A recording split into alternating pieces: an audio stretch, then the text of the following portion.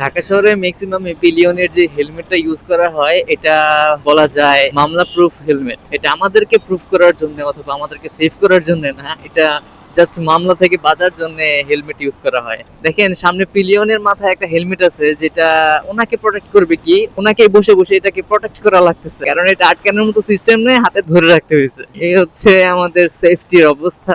আসলে এরকম কিছু করারও নাই, যারা রাইড শেয়ার করে তারা যদি দামি হেলমেট ইউজ করে সেগুলো আরো বেশি সাফোকেটিং লাগে, কারণ একই হেলমেট হাজারটা মানুষ ইউজ করে। সেক্ষেত্রে এই ছোট ছোট যে হেলমেট গুলো আছে এগুলো একটু খোলামেলা থাকে এবং কমফোর্টেবল ইউজ করাটা। কিন্তু মোটামুটি একটা স্ট্যান্ডার্ড হেলমেট তো ব্যবহার করা যেতেই পারে। দেখেন স্পিড বাড়লে উনি মাথায় হাত দিবে। আই এম জাস্ট ফলোইং হিম। এখন স্পিড আছে 40, এই জন্য মাথায় হাত দেওয়া লাগতেছে না। একটু বাড়লেই দেখেন হাত মাথায় চলে যাবে। হেলমেট ধরেন ভাই, হেলমেট ধরেন, উইরা গেল।